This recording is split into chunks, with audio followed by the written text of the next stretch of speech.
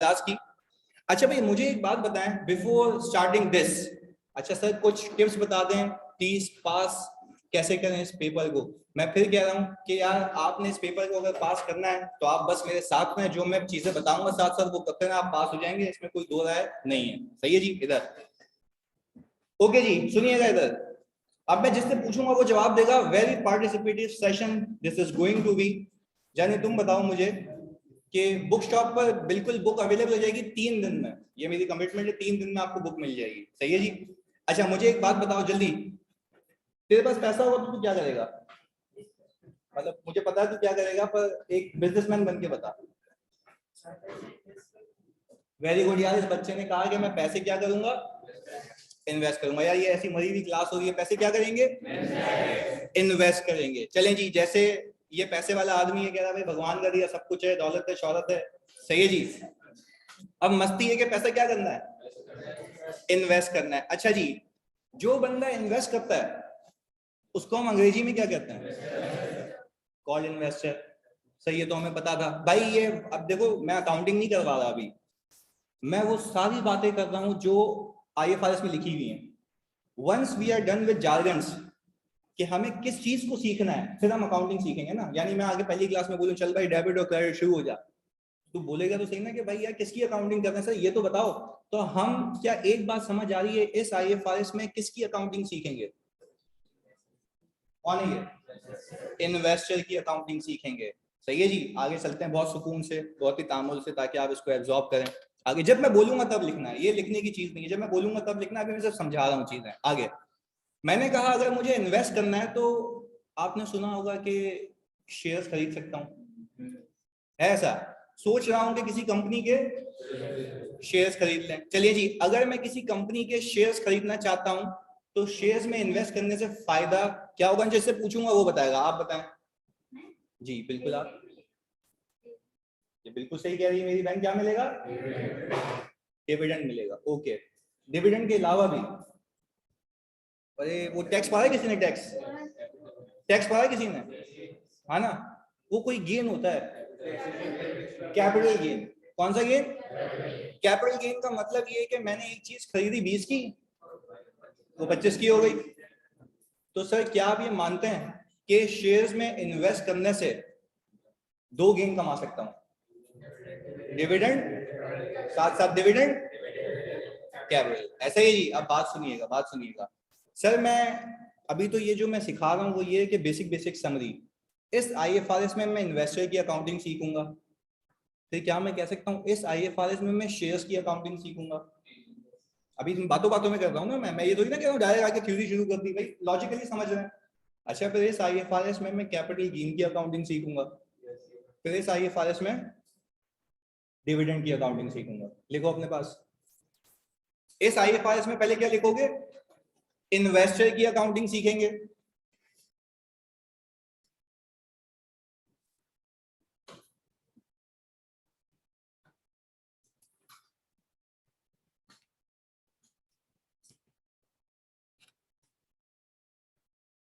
You बनाना देखो, investor की accounting, investor के लिए क्या सीखेंगे, शेयर्स की अकाउंटिंग। फिर इन्वेस्टर के साथ शेयर्स के साथ इसके कितने गेन सीखेंगे, कैपिटल गेन और डिविडेंड इनकम। मतलब मैं तुम्हारी जगह होता तो मैं ऐसे फ्लो चार्ट बनाता ताकि मैं एक ही पेज पे रिवाइज करके आगे निकल जाऊं।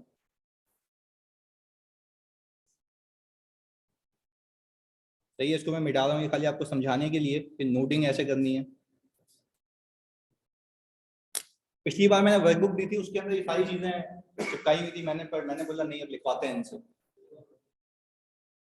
क्या कह रहे हैं, वर्कबुक इस बार नहीं, इस बार बुक है।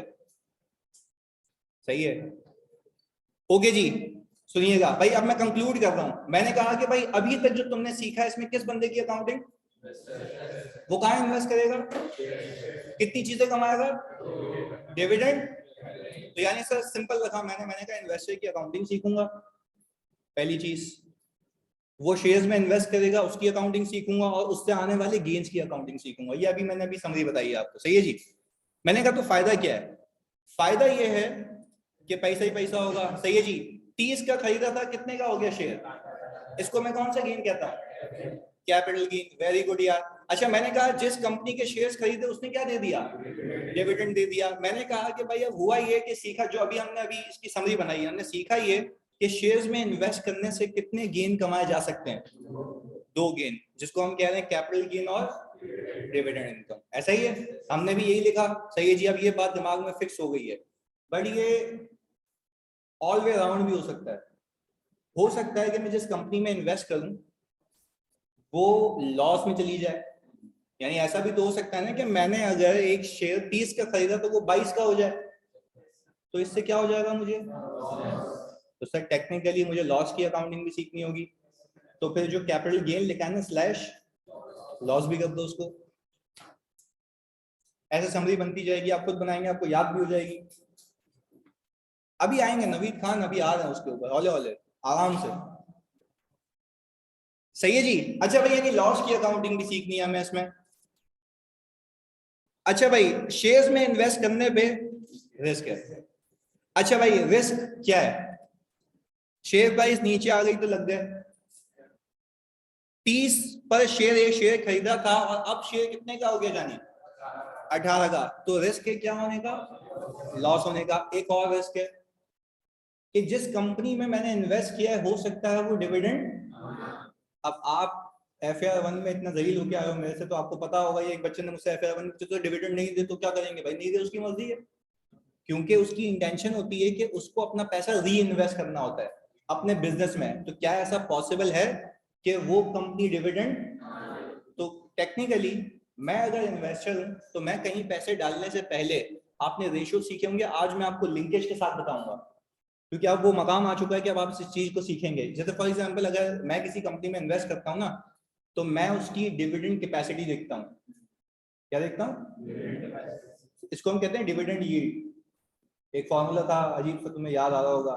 सही है जी। क्या अब वो है। अच्छा मैं क्या देखता हूँ? डिविडेंड यील्ड कितनी है उसकी। डिविडेंड यील्ड का मतलब क्या है कि वो कमाती कितना है और डिस्ट्रीब्यूट कितना करती है, साथ साथ कमाती कितना है। तो दैट मींस कि इन्वेस्टर को एक रिस्क लगा रहता है कि क्या मैं इस कंपनी में इन्वेस्ट करूं या ना करूं। और फिर मैं क्या देखता हूं? उसके पास हिस्टोरिकल ट्रेंड्स देखता हूं कि कितनी प्राइस इसकी ऊपर गई है, कितनी प्राइस इसकी, और जिसकी प्राइस ऊपर ही ऊपर गई मैं बोलता हूं डाल दे इसमें पैसे। सही है। तो दैट मींस कि एक रिस्क होता है कि या तो डिविडेंड ना मिले या तो प्राइस क्या हो जाए, नीचे आ जाए। अच्छा फिर अगर जैसे मुझ जैसा कोई गरीब बंदा है, सही है जी, तो मुझ जैसे गरीब बंदे के लिए शेयर्स में इन्वेस्ट करना फजूल है। शेयर्स में इन्वेस्ट करना फजूल है क्योंकि मुझे ये रिस्क लगा रहेगा कि मुझे लॉस ना हो जाए। हो सकता है जो मेरे पैसे फंसे हुए हैं वो मुझे डिविडेंड की फॉर्म में भी ना मिले। तो भाई फिर इसके लिए हम डर गए। सही है जी। तो जब हम डर गए तो मुझे एक बात पता है, सुनिएगा, हम डर गए तो मुझे एक बात पता है कि इसका कोई रास्ता होगा। ठीक है, वो पूछ भी रहे तेरे पास कोई रास्ता है? अच्छा जी, रास्ता एक ये है, सुनिएगा मेरी बात सुने। क्या ऐसा हो सकता है कि मैं कहीं बैंक में पैसे डालूं और बैंक को ये बोलूं कि आज मैं तुम्हें ये पैसे दे रहा हूं, तुम मुझे सूद के साथ ये वापस दे देना, यानी मेरा प्रिंसिपल भी मुझे वापस मिलेगा और मेरा इंटरेस्ट भी मुझे। अच्छा तो यानी आप ये सर कह रहे हैं कि आप शेयर्स में के अलावा भी कहीं इन्वेस्ट कर सकते हैं। अभी वो सीखते हैं, पर पहले बिल्कुल सुकून से समझना है। अब तक क्या सीखा जल्दी बताओ? कहाँ किसकी अकाउंटिंग? बंदा बंदा इन्वेस्टर की अकाउंटिंग। मैंने कहा इन्वेस्टर कहाँ इन्वेस्ट करेगा? अगर तो करेगा। सही है जी। अच्छा शेयर्स में इन्वेस्ट करेगा। शेयर्स में कितनी पॉसिबिलिटीज? 2। गेन कितना है? कैपिटल गेन, लॉस भी हो सकता है। सही है जी। तो वो डिविडेंड जो कैपिटल गेन है उसके साथ मैंने लॉस भी लिख दिया था। मैंने कहा ये, फिर मैंने कहा कि एक तो शेयर्स की अकाउंटिंग हो गई ना, अब कहानी कहीं और जा रही है। यानी ये बंदा कहीं और भी इन्वेस्ट कर सकता है, वो कहाँ इन्वेस्ट कर सकता है वो देखते हैं। अच्छा जी भाई, रास्ता ये है, समझिएगा बहुत सुकून से। अभी सारा सिर्फ मुझे देखो, फोकस करो मेरे पे, इधर नहीं, अभी मैं कुछ भी नहीं चला रहा यहाँ पे। सुनो, मैंने ये कहा कि क्या ऐसा पॉसिबल है कि मैं किसी कंपनी को, यानी फॉर एग्जांपल मैं कंपनी, मुझे पैसे चाहिए, मैं लोगों को ये कहूं कि यार मैं शेयर इशू कर रहा हूं, मुझे तुम पैसे दो। सामने वाले कह रहा भाई मैं तुम्हें पैसे इसलिए नहीं दे रहा क्योंकि मुझे डर लगता है कि तुम्हारी वैल्यू नीचे ना आ जाए। बात समझिएगा, मैं अभी इन्वेस्टर की बात कर रहा हूँ, मैं वो कंपनी हूँ जिसको पैसे चाहिए, जिसको पैसे चाहिए। अच्छा मुझे पैसे चाहिए, मैं शेयर्स लेके घूमा हूँ, शेयर्स ले लो शेयर्स ले लो। सामने वाला बोलता भाई नहीं चाहिए, नहीं चाहिए। क्यों नहीं चाहिए? रिस्क है। किसको रिस्क है? इन्वेस्टर को। Very good. अब लाइन पे आए हो, किसको रिस्क है? इन्वेस्टर को रिस्क है कि इस बंदे को जो शेयर इशू कर रहा है, इसको पैसे दे दूं और इसकी कंपनी डूब जाए तो मेरे लग जाएंगे। बात समझ आई? अच्छा, तो फिर कर क्या समझिएगा, फिर मैंने एक स्कीम निकाली। मैंने ये बोला कि भाई एक काम करो, मैं तुम्हें कागज के पन्ने पे लिख के देता हूं कि तुम मुझे उधार दे रहे हो। इसको हम अंग्रेजी में कहते हैं डेट। क्या कहते हैं? डेट। Very good. अब इसको हम जार्गन के जरिए लेके आ रहे हैं यहाँ पे, हम इसको क्या कहते हैं? डेट। अच्छा भाई, सामने वाले बंदे को मैं कह रहा हूं कि भाई तू मुझे पैसे दे, तो बोल रहा है पहले भी तुम पैसे मांग रहे थे, अब भी मांग रहे हो, क्या कह रहे हो? भाई मैंने कहा पहले तुझे पैसे के अगेंस्ट में मैं शेयर दे रहा था, अब मैं तुम्हें पैसे के अगेंस्ट डेट इंस्ट्रूमेंट दूंगा। कौन सा इंस्ट्रूमेंट? Debt instrument. सर यार ये वाली बात नहीं समझ आई, जरा एक बार रिपीट करें, सुने तो दिमाग को चलाया ना, सोचें तो सही के रट्टा तो नहीं लगाएंगे। अब तुम मुझे बताओ यार, मैं आगे जाके ये जार्गन यूज करता, तुम बोलते पता नहीं क्या बोल रहा है। समझे तो सही क्रक्स क्या है ये समझो। मैंने कहा मैंने कागज, अच्छा देखो, जब फॉर एग्जांपल कोई मुझे शेयर्स के लिए पैसे देगा, तो मैं शेयर्स पे लिख के देता हूँ ना कि मिस्टर XYZ ने 10,000 शेयर खरीदे और एक शेयर 10 रुपए का है। ये उसके पास सबूत होता है कि उसने मेरी कंपनी में क्या किया हुआ है? इन्वेस्ट किया हुआ। किस मद में किया हुआ है? शेयर्स के मद में किया हुआ। दूसरी चीज सुनो, मैंने क्या कहा उसको, मैंने कहा भाई तुझे डर लगता है ना कि तेरे पैसे डूब जाएंगे, तू एक काम कर, मैं तेरे को कागज के पन्ने पे लिख के देता हूं कि मिस्टर आकाश ने मुझे कोई 1 मिलियन रुपीस दिए हैं डेट की मद में, सही है जी, जिसके ऊपर मैं सूद दूंगा 10% का। तो ये भी तो एक इंस्ट्रूमेंट है। तो पहले वाले इंस्ट्रूमेंट में इस वाले इंस्ट्रूमेंट में क्या फर्क है? नहीं नहीं नहीं, वो इक्विटी इंस्ट्रूमेंट था, साथ साधा। वो कौन सा इंस्ट्रूमेंट था? Equity instrument. ये कौन सा? तो इससे ये जो आप बातें कर रहे हैं इक्विटी डेट, ये आईएफआरएस में लिखी हुई है, तभी तो कहानी में बता रहा हूँ। ये कहानियां बना के बता रहा हूँ कि भाई ये अल्फाज यूज होंगे आगे, तो उसमें भी कंफ्यूज नहीं है। तभी तो कह रहा हूँ कि जब मैं आपको रीड कराऊंगा आईएफआरएस या आपकी बुक, तो मैं रीड करूंगा, आपको खुद समझ आएगा। सही है, बहुत सुकून से सुनो। अच्छा भाई, तो मैं तुमसे पूछता हूँ, क्या इन्वेस्टर लाजमी है इक्विटी सिक्योरिटीज में इन्वेस्ट करे? कौन सी सिक्योरिटी में इन्वेस्ट कर सकता है? डेट सिक्योरिटी में इन्वेस्ट कर सकता है। मैं फिर कह रहा हूँ, वो कौन सी सिक्योरिटी में और इन्वेस्ट कर सकता है? डेट सिक्योरिटी में इन्वेस्ट कर सकता है। तो सर क्या हम ये लिख सकते हैं अपने पास कि मुझे इन्वेस्टर के लिए दूसरी अकाउंटिंग जो सीखनी है, डेट सिक्योरिटी की सीखनी है? लिखो।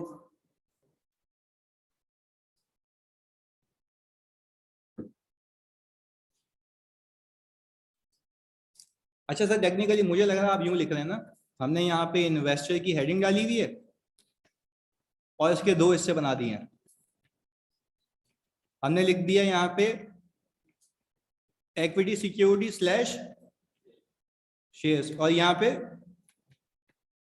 Debt security. सर आप डायरेक्ट ही बोल देते, यहाँ से शुरू करते हैं। भाई नहीं आती ना बात समझ। अब बात समझ आ रही है कि मैं इन्वेस्टर के लिए कितनी चीजों की अकाउंटिंग सीखूंगा। देखो इस IFRS 9 ने किया क्या, IFRS 9 को ये पता था कि कोई भी बंदा दो जगह इन्वेस्ट करेगा। कितनी जगहों पे? या तो अच्छा, वो डेट की तरफ कब जाएगा? जब उसको रिस्क होगा कि मेरे पैसे डूब जाएंगे। अच्छा तो ये भी तो हो सकता है ना कि वो पैसे ही ना दे डेट सिक्योरिटी, इसके पीछे बैकिंग्स होती हैं कि वो बोलता ही है कि भाई जब डेट सिक्योरिटी इशू होती है, मैं पाकिस्तान की बात कर रहा हूँ स्पेसिफिकली, वो अपनी चीजें मॉर्गेज करवा देता है, कोलेटरल रखवा देता है ताकि इसके पैसे ना डूबे। तो क्या व्हाटसोएवर द केस इज, क्या आपको ये बात समझ आ रही है? हमें इस IFRS के अंदर इन्वेस्टर की दो चीजों की अकाउंटिंग सीखनी है। अगर वो शेयर्स में इन्वेस्ट करे, अगर वो किसी को उधार दे, तो उसको IFRS की जबान में क्या कहूंगा? अगर वो कौन सी सिक्योरिटी में इन्वेस्ट करे? इक्विटी सिक्योरिटीज में, या तो वो कौन सी सिक्योरिटी में? डेट सिक्योरिटीज में। बात क्लियर है? पक्की बात है। चलिए जी, हम इसको मिटा देते हैं, अब इसको आगे लेके चलते हैं कहानी को।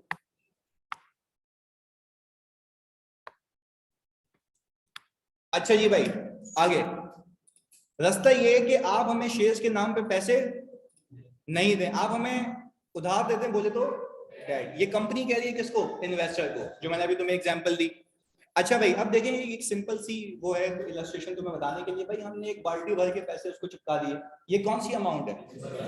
ये आपने याद रखनी है, आगे जाके सारी चीजें यूज होनी है। सही है जी, ये नॉर्मल अकाउंटिंग नहीं है जो अपन बचपन में देखते हैं QT में, ये वो नहीं है, ये अलग ही लेवल है, अभी देखते हैं आगे जाके। अच्छा जी, ये प्रिंसिपल अमाउंट है। प्रिंसिपल अमाउंट मैंने उठा के कंपनी को दे दी। अब क्या कंपनी यही बाल्टी देगी या एक से ज्यादा? क्यों ज्यादा? तो मैं यही बोलूंगा कि क्या मतलब कोई मैंने फलाओ बहबूद का काम किया जो तेरे को पैसे दिए वही वापस चिपका रहा है। मेरा मकसद क्या था? कमाना। मेरा मकसद क्या था? कमाना। तो अब एक बात समझें, अब मैं एक और चीज को चेंज कर रहा हूँ यहाँ पे। जब जब उर्दू की बात करूंगा तो उसमें जार्गन ऐड करता रहूंगा। क्या मैं कह सकता हूँ every investor invest for return? हाँ, वापस सुनो, एवरी इन्वेस्टर इन्वेस्ट फॉर। अच्छा, वो सवाल में रिक्वायरमेंट मांगता है, कैलकुलेट रिटर्न ऑन इन्वेस्टमेंट। अब बच्चा डिविडेंड इनकम निकाल के लेके आ जाता है, तो क्या कैपिटल गेन रिटर्न नहीं है?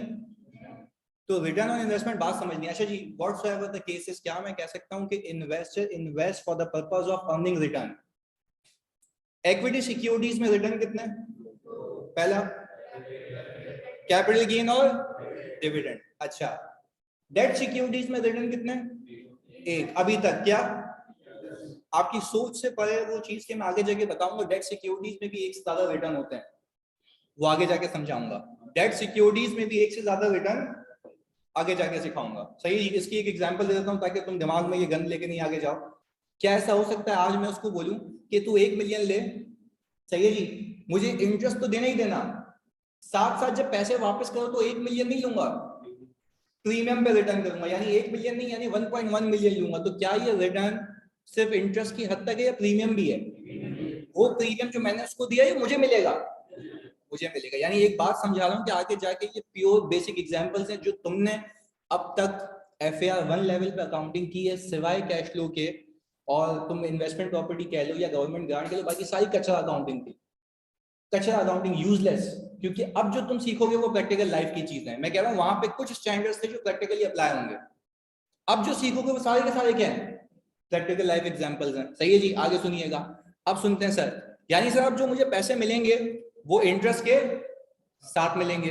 अच्छा ये तो सर हमने यहाँ पे एक चीज सीखी कि पैसे वापस मिलेंगे इंटरेस्ट के साथ। तो सर अब होल एंड सोल मैंने एक बात कही जो मैं आगे जाके प्रेजेंट भी करूंगा कि भाई इन्वेस्टर 2 तरीके की सिक्योरिटी में इन्वेस्ट करेगा, या तो इक्विटी सिक्योरिटी, मुझे अकाउंटिंग दोनों की सीखनी है। फिर मैंने कहा दोनों की अकाउंटिंग में मैंने उनके रिटर्न्स की अकाउंटिंग भी करनी, एक में इंटरेस्ट की अकाउंटिंग करूंगा, दूसरे में कैपिटल गेन। और क्या मैंने अभी अकाउंटिंग सिखाई?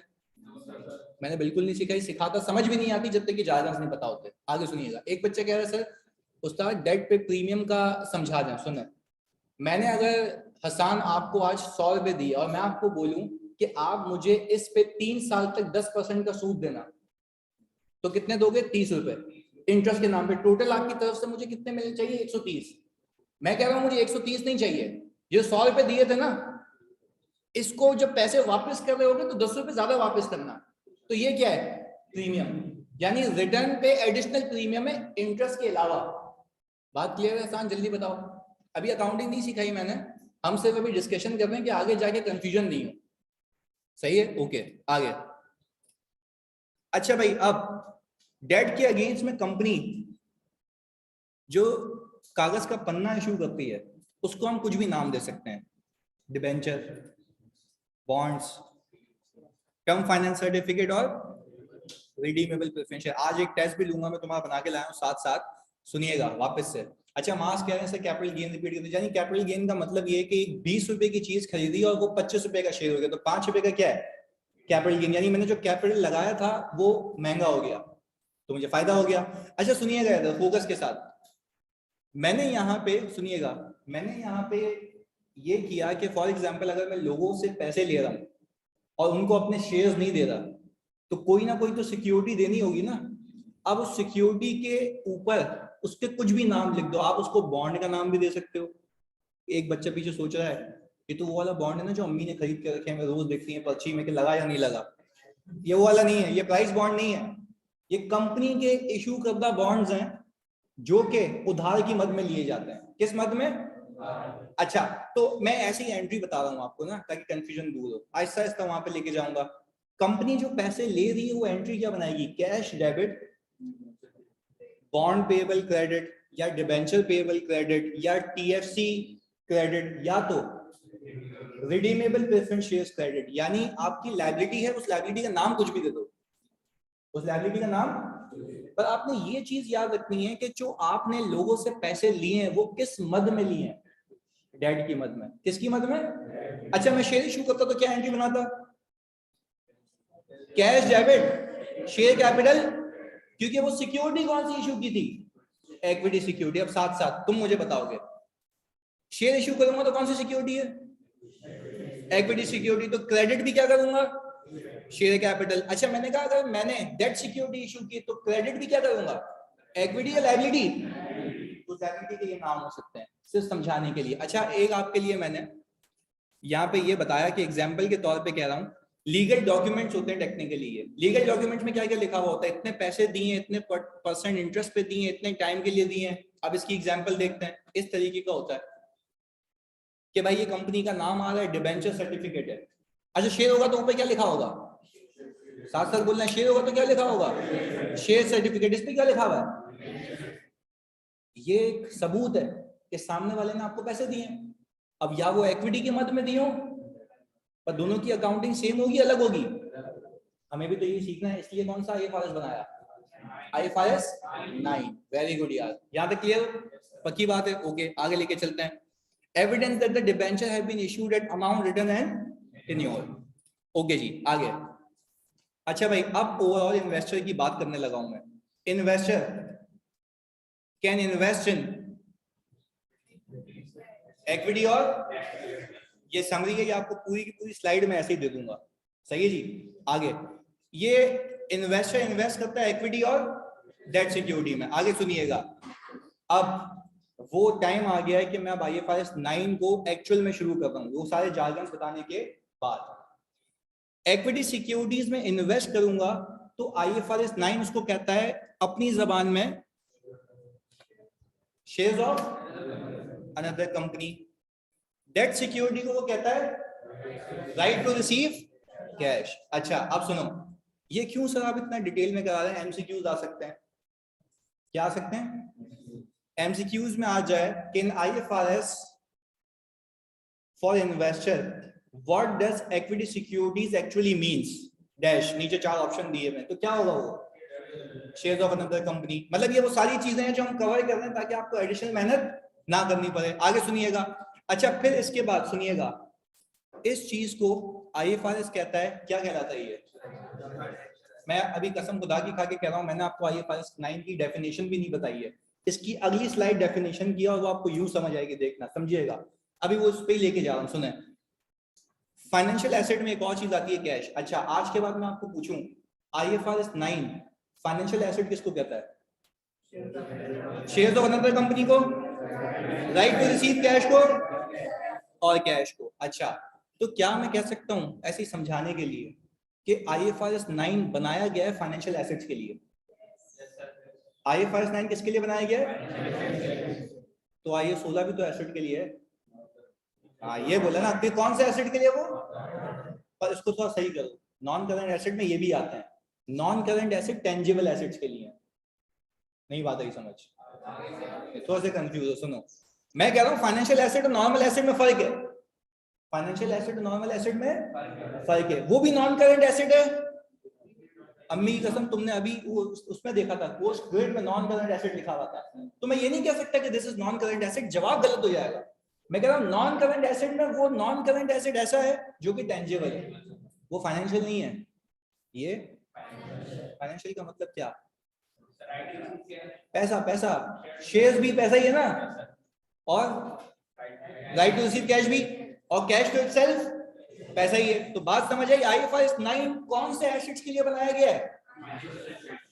अभी मैं शुरू करता ना फाइनेंशियल एसेट से, तुम मुंह देखते मेरा क्या ही है, तो बात समझ आई। आईएफआरएस 9 किसके लिए बनाया गया है। अच्छा यानी यानी यानी यानी हम अभी इसको सम करें, क्या मैं कह सकता हूं कि investor invest in financial assets, investor invest in financial asset. यहां तक बात क्लियर है, पक्की बात है, वेरी गुड। आगे सुने। अच्छा यानी हम सिंपल रखते हैं, इन्वेस्टर इन्वेस्ट करता है 2 सिक्योरिटीज में, इक्विटी सिक्योरिटी, इसको मैं अगर समरी दूं तो इसको हम क्या कहते हैं, फाइनेंशियल एसेट। Very good. आगे मैंने कहा कि सर एज पर आईएफआरएस 9 जो हमने कह दिया अभी, इसको हम हटा देते हैं, हमारा काम हो गया इसका। अच्छा सेम चीज जब एक बंदा 2 सिक्योरिटी में इन्वेस्ट कर सकता है, तो क्या मैं कह सकता हूं दूसरा बंदा 2 सिक्योरिटी इशू करेगा, इक्विटी या डेट। सर ये वाली बात तो थोड़ी कंफ्यूजन होगी, वापस सुने। भाई मैं इन्वेस्टर हूं, मैं बोल रहा हूँ या तो शेयर्स के लिए पैसे ले लो या तो डेट के लिए, तो सामने वाला क्या बोलेगा? या तो शेयर्स के लिए पैसे दे दो या डेट के लिए पैसे दे दो। तो क्या मैं कह सकता हूँ सर, अब आप एक ना गेम कर रहे हैं हमारे साथ। पहले आपने कहा इन्वेस्टर की अकाउंटिंग सीखेंगे, अब किसकी अकाउंटिंग सीखेंगे? इशूअर की। तो सर क्या मैं कह सकता हूँ कि मुझे इस आईएफआरएस में इन्वेस्टर की अकाउंटिंग सीखनी है, कितनी सिक्योरिटीज की? फिर इशूअर की अकाउंटिंग सीखनी है, कितनी सिक्योरिटीज की? जैसे एक बंदा 2 में इन्वेस्ट करेगा तो दूसरा बंदा 2 इशू करेगा, इसकी भी अकाउंटिंग सीखेंगे। क्योंकि आप जब किसी कंपनी का ऑडिट करने जाएंगे तो उस ऑडिट के अंदर आपको इन्वेस्टमेंट दिखेगी तो उसकी अकाउंटिंग इन्वेस्टर की होगी, अगर उसने कुछ इशू किया हुआ होगा तो फिर इशूअर की अकाउंटिंग होगी। तो हमें दोनों आनी चाहिए, सिर्फ एक आना चाहिए? दोनों आने चाहिए। बात समझ आई? अच्छा जी आगे। तो सर क्या हम कह सकते हैं कि इशूअर जो है हमारा, इसको हम अभी समराइज कर रहे हैं। जब इन्वेस्टर इन्वेस्ट करेगा इक्विटी सिक्योरिटीज में तो उसको हम कहते हैं शेयर्स ऑफ। जब ये इशू करता है तो उसको हम कहते हैं इक्विटी इशूएंस। अच्छा जी, डेट सिक्योरिटी, जब ये डेट सिक्योरिटी परचेज करता है तो उसको हम क्या कहते हैं? इसने पैसे दिए, इसका हक है पैसे रिसीव करने का, और सामने वाले के लिए क्या है? Obligation to pay. अच्छा, अब मैं क्या कह सकता हूं कि जब भी ऑब्लिगेशन टू पे का मतलब आएगा तो उसको हम कहते हैं कौन सी लायबिलिटी? Financial liability. कौन सी लायबिलिटी? Financial liability. यहां तक क्लियर हो? अब मैं फाइनली आपको आईएफआरएस 9 की डेफिनेशन रीड करा रहा हूं, और जिससे पूछूंगा ऑनलाइन वालों बिल्कुल 100% अटेंटिव रहना, और तुम भी इधर देखो। अब शुरू हो रहा है आईएफआरएस 9। डेफिनेशन क्या है, नहीं समझ आया तो तुम बोलना। इधर देखो, एक ऐसा कॉन्ट्रैक्ट जो अगर मैंने कर लिया तो राइज देगा किस चीज को? फॉर, नहीं ये बात समझ, ये पहली लाइन है आईएफआरएस 9 की, शुरू यहां से होता है आईएफआरएस 9। वापस से, अगर इस कॉन्ट्रैक्ट के अंदर मैं एंटर हो गया तो इससे रिजल्टिंग चीज क्या होगी? फाइनेंशियल एसेट मिलेगा किसको? एक पार्टी को। अगर तूने मुझे ये बता दिया कि वो एक पार्टी कौन है, वेरी गुड, इन्वेस्टर है। बात समझ आई? तो देखो यहां से शुरू होता है IFRS 9, a contract which give rise to financial asset for. अब मुझे पता है ना पीछे बैकएंड पे कि फाइनेंशियल एसेट में क्या क्या आता है? इक्विटी सिक्योरिटीज और। आईएफआरएस 9 के हिसाब से देखो तो इसके अंदर आता है shares of another company, right to receive cash और सेल कैश। बात क्लियर है? Very good. आगे सुनो, आगे सुनो। दूसरा दूसरा अब रिक्वेस्ट है मेरी, पीछे का भूल जाओ, एंड के बाद रीड करो। एंड के बाद मैं जो आईएफआरएस में खुद भी रीड करता हूँ, पढ़ाता भी हूँ, फाइनल में भी तो ऐसे ही पढ़ाता हूँ। सुनो, एंड के आगे क्या लिखा हुआ है? एन इक्विटी और फाइनेंशियल लायबिलिटी फॉर, ये अनदर पार्टी में समझ आ रही? इशूअर, पक्की बात है। तो उसके लिए इक्विटी भी हो सकती है जब वो क्या इशू करे? शेयर इशू करे। तो उसके लिए फाइनेंशियल लायबिलिटी कब होगी? जब वो डेट सिक्योरिटी इशू करे। पहले बताओ यहां तक क्लियर हो गए? पक्की बात है? डेफिनेशन आसान है, पीछे लॉजिक क्लियर है, जार्गन्स पता है? आगे चल सकते हैं, आ जाओ जी। अच्छा भाई, अब इन्वेस्टर है, इन्वेस्टर ने अगर इन्वेस्टमेंट की है, चाहे शेयर्स में की हो या डेट सिक्योरिटी में की हो, इस इन्वेस्टमेंट को कहूंगा शेयर्स ऑफ या राइट टू रिसीव। मैं अभी भी कसम खा रहा हूं, तुम्हें बिल्कुल हिलना नहीं है कॉन्सेप्ट से। मैंने अभी कोई अकाउंटिंग नहीं सिखाई, मैंने अभी सिर्फ बताया। देखो यार, अगर मैं पहले दिन आके बोलूं चलो आओ भाई बिस्मिल्लाह करते हैं, ये लो नंबर ऑफ शेयर, ये मल्टीप्लाई करके आंसर आ जाए, तो बोलोगे आ तो रहे हैं पर सीख क्या रहे हैं? ये सीखना है। अब तुम्हारे पास एक फ्रेमवर्क है, हाँ भाई मुझे पता है इसमें 2 लोगों की अकाउंटिंग है और 2 इंस्ट्रूमेंट्स की अकाउंटिंग है। कितने लोगों की? और इंस्ट्रूमेंट भी 2। ये बात हमें फ्रेमवर्क पहले क्लियर होना चाहिए। अच्छा जी, इसको मैं क्या कहता हूँ? इक्विटी सिक्योरिटीज और डेट सिक्योरिटी। अच्छा, डिबेंचर, लोन, बॉन्ड्स, ये सारी चीजें। इशूअर अगर इशू करेगा तो इसको क्या कहता हूँ? और ये डिबेंचर पेबल, ये कौन सी सिक्योरिटी? Debt security. यहां तक कोई मसला? अच्छा जी, यानी हम क्या ये कंक्लूड कर सकते हैं, ऑनलाइन वालों तुम सब पीछे पूछ रहा हूँ, इतनी सी भी कंफ्यूजन है हाथ क्या पूछो, कोई जब्त नहीं है पूछने पे, कुछ भी पूछ सकते हो इससे रिलेटेड। सही है जी, पूछो जी। सचिन क्लियर है? जानी जानी सबको क्लियर है? आप सबको पक्का? ऑनलाइन वालों जल्दी बता दो क्लियर है? ओके, क्रिस्टल क्लियर है, वेरी गुड भाई। ओके जी, आगे। अब हमने ये उठा के अलग कर दिया, ये तो हमारे पास समरी आ गई। अब एक टेस्ट है आपका, मैं जिससे पूछूंगा वो बताएगा। ऑनलाइन वालों तुम बता सकते हो, यानी तुम बताओ क्या ये प्रीपेड रेंट एक एसेट है? सुकून इसको बताने दो, इसको बताने दो, सुकून से सोचने दो उसको, तुम भी अपना सोचो ना। एसेट है। अगला सवाल, क्या फाइनेंशियल एसेट है? ऐसा सवाल, क्योंकि देखो एक FAR 2 में और ऑडिट में एक दिमाग चलता है, लगते हैं सवाल जो पढ़ाता हूँ, तो ये नई चीज करा रहा हूँ, आज तक पेपर में नहीं आई है। सुनो, प्रीपेड रेंट तुम कह रहे हो एसेट है, दूसरा सवाल फाइनेंशियल एसेट है? फाइनेंशियल एसेट, आपका जवाब मैंने लॉक कर दिया है, फाइनेंशियल एसेट है। फाइनेंशियल एसेट है, रीजन रीजन क्यों नहीं है? ये एक्सपेंस आउट होता रहेगा, over the period expense out होगा। तो क्या देखो, फाइनेंशियल एसेट होने के लिए या तो शेयर ऑफ अनदर कंपनी होना चाहिए, क्या prepaid rent right to receive cash है? राइट टू रिसीव कैश नहीं है। सुनो, अब ये प्रीपेड रेंट बच्चों राइट टू रिसीव कैश अगर नहीं है तो ये एक ऐसा एसेट है जो सब्सिक्वेंटली एक्सपेंस बनेगा, ये पैसे मुझे इससे नहीं मिलेंगे, तो ये मेरा फाइनेंशियल एसेट। तो क्या मैं कहूँ एसेट नहीं है? एसेट है लेकिन फाइनेंशियल एसेट नहीं है। बात क्लियर है? तो सर हमने यहाँ पे कहा कि ये फाइनेंशियल एसेट नहीं है। क्यों नहीं है? क्योंकि it will not be converted into cash in future. बात क्लियर है? देखो ये बारीकियां हैं, मैं अल्लाह की कसम अगर अकाउंटिंग सिखा दूं ना और उसने ये टेक्निकलिटीज पूछी तो गया तुम्हारा पेपर। सही है, वो आराम से 5 नंबर का सवाल बनाए और बोले बताओ इसमें कौन कौन से एसेट्स, मैं एग्जामिनर हूं तो मैं ऐसा सवाल बनाऊं कि फाइनेंशियल एसेट है ये नहीं पूछूं, मैं बोलूं बताइए एसेट से कौन से IAS में जाएंगे, वहां तुम्हें लग पता जाएगा। सही है जी, तो ये इस पे काम कराऊंगा मैं पूरे कोर्स में, ये मेरा वादा है। आगे सुनो, पहला क्लियर है? चलें जी अगला,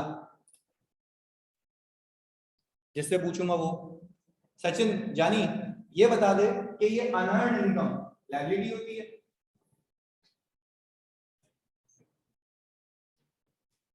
अब है छोटी चरस, अनअर्न्ड इनकम लायबिलिटी होती है?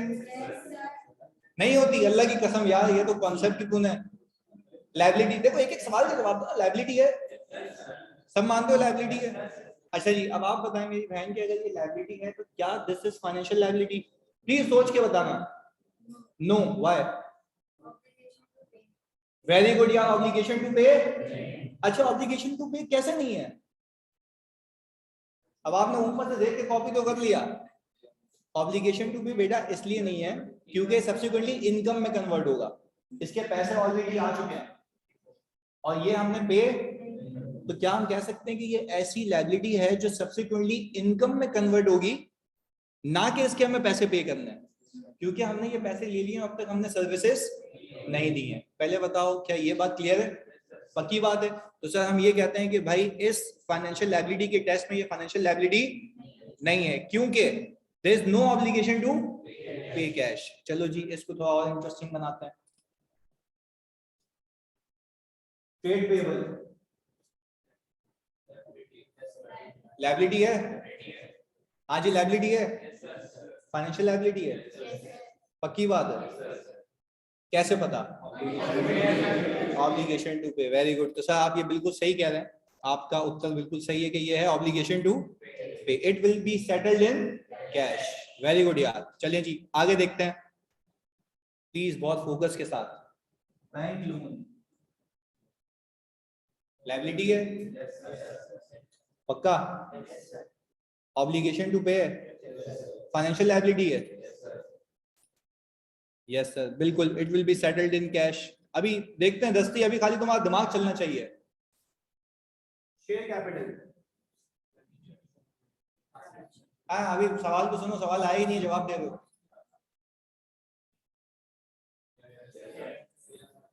इक्विटी इंस्ट्रूमेंट है?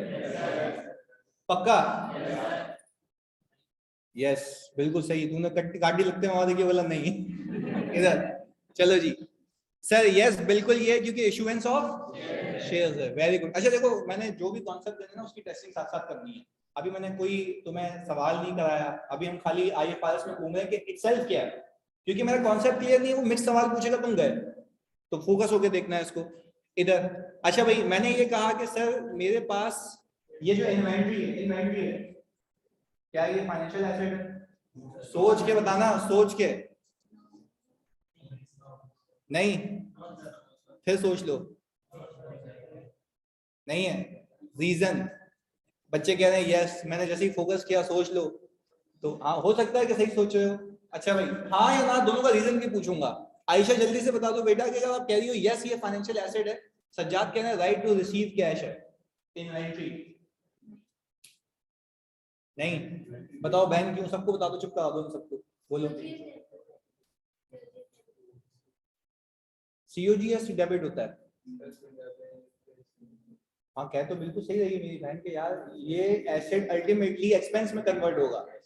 अच्छा बात सुने, देखो एक बात है, मैं अगर यहाँ पे कंक्लूड करूं, मेरी नजर में ये इन्वेंट्री फाइनेंशियल एसेट, इसके अगेंस्ट में जो रिसीवेबल आएगा वो फाइनेंशियल एसेट होगा। यानी हम ना थोड़ा सा ब्रॉडर सोचते हैं, FAR 1 के जुमरे से हम बाहर आ गए, अब दुनिया अलग है। अब जरा यूं सोचते हैं, एक माइंड मैपिंग करते हैं पूरे फाइनेंशियल्स की। क्या मैं कह सकता हूँ ये इन्वेंट्री पहले सीओजीएस में कन्वर्ट होगी, फिर सीओजीएस से जो सेल्स आएगी उसका जो रिसीवेबल आएगा वो अल्टीमेटली ऐसा एसेट होगा जो अल्टीमेटली किसमें कन्वर्ट होगा, कैश में। तो क्या ये फाइनेंशियल एसेट है या नहीं है? ये फाइनेंशियल एसेट। तो सर आप ये कहना चाह रहे हैं कि हर वो चीज फाइनेंशियल एसेट होगी जो अल्टीमेटली कैश में कन्वर्ट होगी। बात क्लियर है? पक्की बात है भाई? ऑनलाइन वालों जल्दी बता दो, कोई शक इसमें आ सबको? यानी देखो फाइनेंशियल एसेट और उसमें गेम है, ये पहले बेसिक क्लियर करता हूँ। चलें जी, हमने कहा ये फाइनेंशियल एसेट नहीं है, reason not a right to receive cash. Very good यार, आगे मैंने कहा था चलें जी एक और टेस्ट, कैश और redeemable preference shares financial liability है? कैसे? पक्की बात है? चलें जी। अच्छा ये तो तुम लोगों को इसलिए भी याद होगा नशेइयों क्योंकि तुमने पहले देखा था वो एग्जांपल में इधर। अच्छा सवाल ये था कि इक्विटी इंस्ट्रूमेंट है डेट इंस्ट्रूमेंट है? अच्छा डेट इंस्ट्रूमेंट इसलिए क्योंकि रिडीमेबल है। रिडीमेबल का मतलब ये है कि ये पैसे मुझे वापस करना है, ऑब्लिगेशन टू पे। बिल्कुल सही। अच्छा भाई अब पहले सवाल आएगा फिर हम देखेंगे। अच्छा मैं जब पूछूंगा तो बताओ, क्या ये इक्विटी, जिससे पूछूंगा वो जाने तुम बताओगे, हाँ इक्विटी इंस्ट्रूमेंट है या डेट इंस्ट्रूमेंट है? Equity instrument. रीजन तो सबको इररिडीमेबल है, ये पैसे मुझे वापस नहीं करने। वेरी गुड यार ये हो गया जी, ओके। अच्छा सर ये आप इतना काम क्यों कर रहे हैं इंस्ट्रूमेंट्स के ऊपर, रीजन बताऊं? आपको अकाउंटिंग करनी हो डेट की आप करके बैठे हैं, इक्विटी की आपको करनी हो इक्विटी की आप करके बैठे हैं, एक फाइनेंशियल एसेट नहीं हो आप चिपका के निकल जाओ। सही है जी, तो ये नहीं करना आपने इधर। अब गेम जिससे पूछूंगा वो बताएगा, इसमें सब पार्टिसिपेट करेंगे। आप बताएं हमारी बहन के ये जो टैक्स पेबल है क्या ये फाइनेंशियल लायबिलिटी है? क्या टैक्स पेबल फाइनेंशियल लायबिलिटी है? ओके चलें जी। अच्छा रीजन बताएं। ऑब्लिगेशन टू पे। आप क्या कहती हैं? ऑब्लिगेशन टू पे यानी पैसे देने। ऑब्लिगेशन टू पे सचिन, ऑब्लिगेशन टू पे यानी नहीं, एक्सपेंस तो हो गया ना, एक्सपेंस के अगेंस्ट में लायबिलिटी आएगी जानी। मेरा सवाल क्या है स्पेसिफिक, क्या this amount is financial liability? Yes Asia, financial liability नहीं? क्यों? क्यों नहीं है? अगर फाइनेंशियल लायबिलिटी आप कह रहे हो नहीं है, हाँ कह रहे हैं तो मैं चुप हूं, मैं बोल रहा हूँ नहीं है तो क्यों नहीं है? हाँ ये ऑब्लिगेशन टू पे नहीं है, टैक्स पेबल है ना? तो आपका सवाल का जवाब मतलब चेंज होता है, आप कह रही हैं कि ऑब्लिगेशन टू पे है। चलें जी, मैं कह रहा हूं कि ये फाइनेंशियल लायबिलिटी नहीं है। रीजन बताता हूं सुनो। इसकी डेफिनेशन क्या थी? कॉन्ट्रैक्ट। क्या था? क्या ये कॉन्ट्रेक्चुअल ऑब्लिगेशन है या लीगल ऑब्लिगेशन है? तो सिर्फ उस कॉन्ट्रैक्ट की वजह से ये जुमरे से बाहर हो गई। आप यहाँ नंबर लूज कर जाते अगर आपका जवाब क्या होता, गलत होता। समझाने की बात क्या है, स्टिल मैं कहता हूँ कसम से ही ऑब्लिगेशन टू पे है, पर क्योंकि कॉन्ट्रैक्ट नहीं है तो ये IFRS 9 का पार्ट नहीं। तो क्या ऑब्लिगेशन नहीं है तो मैं इसको फाइनेंशियल लायबिलिटी के जुमरे में नहीं लाऊंगा, क्योंकि ये कौन सी ऑब्लिगेशन है? लीगल ऑब्लिगेशन है। एक मिनट रुकिएगा जी। अब देख लेते हैं सर इसका रीजन क्या था। देयर इज नो कॉन्ट्रैक्ट, ये कौन सी ऑब्लिगेशन है? स्टैट्यूटरी ऑब्लिगेशन है। बात क्लियर है? ये सारी चीजें आपको मिल जाएंगी, एक ही पीडीएफ को दूंगा। चलें जी, अब एक और चीज, अब अगर ये बता दिया, अब तुम बता सकते हो अगर सोचो तमीज से, एडवांस टैक्स, पहले इसका मतलब समझा तो एडवांस टैक्स क्या है। एडवांस टैक्स का मतलब ये है कि मैंने ज्यादा टैक्स दे दिया है किसको? गवर्नमेंट को, और मुझे गवर्नमेंट से अब रिसीवेबल है। पहले मुझे एक बात बताओ, क्या ये राइट टू रिसीव कैश है? Right to receive cash? Definitely yes, right to receive cash है। और मैं कह रहा हूं क्या ये IFRS 9 में आएगा? Reason legal obligation, come on, legal right. Sir वो लीगल के बाद अल्फाज नहीं आ रहा था, वो ऑब्लिगेशन तो आ रहा था, वो बोलूं क्या इसको मैं? Legal right. क्या ये लीगल राइट है, ये ऑब्लिगेशन नहीं है। अच्छा, तो राइट टू रिसीव कैश तो सर फाइनेंशियल एसेट होता है ना, तो ये क्यों नहीं है? कॉन्ट्रैक्ट नहीं है। कॉन्ट्रैक्ट होता तो ये उस जुमरे में आ जाता। बात क्लियर है? चलें जी, तो सर हम यहाँ पे इसका रीजन देख लेते हैं जल्दी से, कि भाई रीजन ये कि देयर इज नो कॉन्ट्रैक्ट। यहां तक क्लियर हो? पक्की बात है। चलिए जी सर, अब जब हमने ये सीख लिया, तो बंद हो जाओ। अच्छा भाई, जब हमने ये सीख लिया फाइनली, मैं आपको अकाउंटिंग को उतार रहा हूं, पहले हम देखें कितना अभी टाइम हुआ है, बहुत है, हम आराम से कर सकते हैं अकाउंटिंग। इधर अकाउंटिंग में मैं लेके आ गया हूं। अब आपने जितनी भी चीजें हैं वो लिखनी भी होंगी, सारी चीजें हम प्रैक्टिस भी करेंगे। अब अकाउंटिंग शुरू करने से पहले आप जब पीपी खरीदते हैं, अच्छा पहले मैं एक चीज क्लियर करूं अपनी तसल्ली के लिए, फाइनेंशियल एसेट समझ आता है डिटेल में? फाइनेंशियल लायबिलिटी समझ आती है? ये पता लग गया कौन सी चीज यहाँ आती है, कौन सी चीज यहाँ, ये अगर नहीं आता होता तो अकाउंटिंग फजूल है। सही है जी, ये क्लियर हो गया। अब मैं अकाउंटिंग करवा सकता हूँ। कितने लोगों की अकाउंटिंग है? इन्वेस्टर, कितनी सिक्योरिटीज, इक्विटी। हम पहले एक काम करते हैं, हम उठाते हैं इन्वेस्टर को, हेडिंग डालो इन्वेस्टर अकाउंटिंग।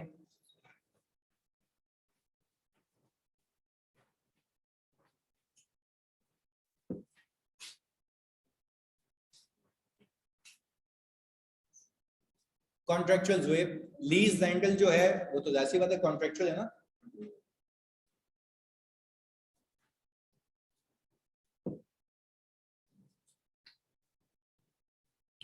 लिख दिया जी इन्वेस्टर अकाउंटिंग।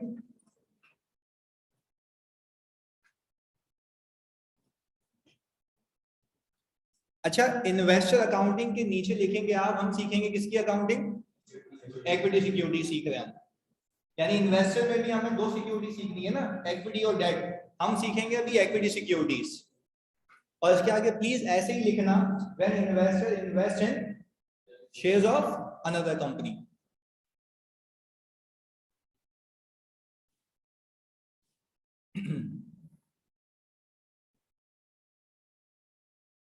अच्छा, एक और चीज है, डैशबोर्ड की जो बात कर रहा था मैं, जो भी क्विजेज होंगे ना मेरे, यानी होमवर्क भी मैं क्विज ही मानूंगा, जो होमवर्क दिया मैंने आपने वो करना है। वो होगा ये कि आप जितने भी बच्चे रजिस्टर्ड हैं उन सबके नाम के साथ वो टॉप नॉच डैशबोर्ड बनता रहेगा, यानी वो पूरे सेशन की मॉनिटरिंग होगी, यानी जितना जो अच्छा परफॉर्म करेगा वो टॉप पे रहेगा, और हो सकता है कि उसको आखिर में 5,000 रिफंड मिल जाए जो टॉप पे रहेगा। तो ये वो मैं अपनी तरफ से दूंगा, बट ये कि आप ये अर्न कर सकते हैं अपनी मेहनत से, सिर्फ 5,000 बेटा, और कुछ चाहिए तो यार, मतलब मैं गरीब आदमी, मैं अपने हिसाब से बोलूंगा ना, यही है ना, इसलिए। क्या कह रहे हैं? तेरे को बेटा मैंने 800 रुपए दिए थे जो बोले थे, 600 तुझे बोले थे, 200 ऊपर दिए थे। सचिन इधर, अच्छा जी फोकस करें प्लीज। अच्छा भाई, ये मतलब मेरा अपना वो है कि एक फैसिलिटेशन है तुम लोगों के लिए कि भाई जो बंदा अच्छा परफॉर्म करेगा तो जाहिर सी बात है, अगर तुमने फीस पे की है लेट से 14,000 18,000 व्हाट्सो है, तो उसमें से 5,000 तुम्हें मैं दे दूंगा, जो कि चलो हाई परफॉर्मर में 3 हाई परफॉर्मर्स जो फर्स्ट सेकंड थर्ड होंगे, सही है जी, उनको, यानी टोटल मेरा एक्सपेंस 15,000 हो गया, मैं अप्रूवल आज से बुक करना शुरू कर दूंगा। सही है इधर? ओके जी, काफी कम है, चलो जी। पोर्टल मैं अभी अभी अभी अफीफा बात कर लेते हैं इस पे। अच्छा भाई, मुजम्मिल इमरान कह रहे हैं, वो didn't you said that you have invested 1 million rupees just few minutes ago? बेटा वो तो अजम्पशन थी ना मेरी, अजम्पशन में तो मैं मतलब तुम्हें चांद पे ले जाऊं, हाँ मुजम्मिल, तो फिर मतलब अजम्पशन है, गरीब आदमी यही कर सकता है कि भाई हाँ इतने इन्वेस्ट किए मैंने। खैर इधर देखो, अच्छा भाई इक्विटी सिक्योरिटीज में when investor invest in shares of another company, अब हम वाकई अकाउंटिंग सीखने चाह रहे हैं, हमारे पास सारे जार्गन्स की नॉलेज है, हमें पता है किसकी अकाउंटिंग सीख रहे हैं, किसकी सीख रहे हैं, इन्वेस्टर की। इन्वेस्टर की भी कौन सी सिक्योरिटीज, इक्विटी सिक्योरिटीज। बहुत सुकून से समझिएगा, जब मैं पीपी परचेज करता हूँ, जैसे मैं पूछूंगा वो जवाब देगा, तो पीपी जब परचेज करता हूँ तो जानिए तुम बताओ कि हमारे पास कितने मॉडल थे पीपी में रखने के, तो कॉस्ट मॉडल और fair value model. Very good यार। इन्वेस्टमेंट प्रॉपर्टी में कितने मॉडल थे, कॉस्ट मॉडल। अच्छा क्या ये मॉडल को मैं कह सकता हूँ अकाउंटिंग पॉलिसी, कह सकता हूँ? बिल्कुल सुकून से समझते हैं। फिर मैं यहाँ पे स्क्रीन को खोलूंगा, फिर हम कॉपी करेंगे, हम ऐसे समझते समझते कॉपी करेंगे ताकि हमारी नॉलेज भी डेवलप हो और नोटिंग भी होती रहे। सुने, अच्छा मैंने कहा कि यार अगर मैंने FAR 1 लेवल पे कोई भी एसेट खरीदा था तो उसको सोचा था कि कौन सी अकाउंटिंग पॉलिसी पे रखूं, या तो कॉस्ट मॉडल पे या फेयर वैल्यू मॉडल पे। यहाँ पे भी सीन कुछ ऐसा है, बट यहाँ पे वो कहता है कि जब भी तुम किसी कंपनी के शेयर्स परचेज करोगे, अब मेरी एक एक बात बहुत इंपॉर्टेंट होगी, ये मिस हुआ ना अकाउंटिंग नहीं होगी आगे, तो सुकून से समझना है। वो कहता है जब भी आप किसी कंपनी के शेयर्स परचेज करेंगे ना, आप उसको रखेंगे हमेशा किस पे, फेयर वैल्यू पे। तो सर ये अभी आपने कॉस्ट क्यों बोला था? सर सबर रखें, मैं बता रहा हूँ एक चीज, आप हमेशा किस पे रखेंगे? फिर वो आपको कहता है कि आप फेयर वैल्यू में फर्दर 2 मॉडल्स आपको अलाउड है, या तो आप रखें फेयर वैल्यू थ्रू OCI पे, या तो आप रखें फेयर वैल्यू थ्रू P&L पे। ये क्यों है अभी मैं बताता हूँ। रखना हमेशा किस पे, या तो फेयर वैल्यू थ्रू OCI। मैं क्यों का, हर क्यों का जवाब दूंगा, आपने से सुनना है मेरे को, अभी कॉपी करना है, आपका कोई इफ एंड बट्स आनी नहीं दूंगा, ये मेरा वादा है। सुनो इधर, मैंने कहा यार फेयर वैल्यू थ्रू OCI का पहले मतलब बता सर, ये हमारे दिमाग में नहीं बैठ रही बात। भाई मैंने कहा कि अगर मैंने शेयर खरीदा 20 रुपए का, वो हो गया 25 का, तो 5 रुपए का गेन आया, 5 रुपए का, जो 5 रुपए का गेन आया ना, जैसे रीवैल्यूएशन सरप्लस होता था, क्या वो P&L में जाता था या इक्विटी में? सोचो, P&L में, इक्विटी में? इक्विटी में। भाई आप सब मुझे बता दिए सोच के एक बार कि इक्विटी में जाता था। यानी OCI जो होता है वो अदर कॉम्प्रिहेंसिव इनकम होती है, वो P&L का पार्ट, वो डायरेक्टली कहाँ जाती है, इक्विटी में जाती है। यानी सर आप सिंपल ये बताएं कि जब भी मैं शेयर्स खरीदूंगा, यानी किसी कंपनी के ऑडिट में भी जाऊंगा, उसने कोई शेयर्स खरीदे मैं, तो वो शेयर्स को हमेशा किस पे रखेगा, फेयर वैल्यू पे रखेगा। अच्छा फेयर वैल्यू पे रखना मना नहीं है, इवन रखना ही फेयर वैल्यू पे, तो उसको कितने ऑप्शन दिए हैं, फेयर वैल्यू थ्रू OCI। मैं मतलब समझा रहा हूँ फेयर वैल्यू थ्रू OCI का। फेयर वैल्यू थ्रू OCI का मतलब ये है कि जब मैंने खरीदा था तो फेयर वैल्यू कितनी थी, 20। जब मैंने खरीदा था तो फेयर वैल्यू कितनी थी, 20 की। वो कितने की गई, तो ये 5 रुपए का गेन मैं कहाँ बुक करूंगा, P&L में, क्योंकि मेरी पॉलिसी OCI की। अब मैं इसको अल्फाज समझा रहा हूँ कि क्यों बनाया इसने। इसने बोला मैं रखूंगा किस पे, चेंजेस कहां से लेके जाऊंगा, तभी क्या लिखा हुआ है, थ्रू OCI। क्या लिखा हुआ है, थ्रू, यानी बोल ये रहा है कि खरीदो तब भी फेयर वैल्यू पे, बाद में भी किस पे, चेंजेस कहां से लेके जाओगे। इसलिए इस मॉडल का नाम क्या रखा गया, फेयर वैल्यू थ्रू OCI। यहां तक क्लियर हो? पक्की बात है। अभी भी अकाउंटिंग नहीं सीखी, अभी मॉडल पे उतरे कि हाँ भाई किस पे अकाउंटिंग कैसे करनी है। सुनो, फिर मैं दूसरी साइड पे आ गया, मैंने कहा ये भी आपको अलाउड है कि आपने खरीदा किस पे, फेयर वैल्यू पे। फेयर वैल्यू कितनी, मैंने जो बोली थी 20, हो कितने का गया, 5 का, कहा, क्यों, आप बोल रही है आपके पास पॉलिसी है, अगर आपकी पॉलिसी है कि आप रखेंगे किस पे, और चेंजेस कहां से, P&L से, तो इस मॉडल का नाम क्या रख दिया, फेयर वैल्यू थ्रू।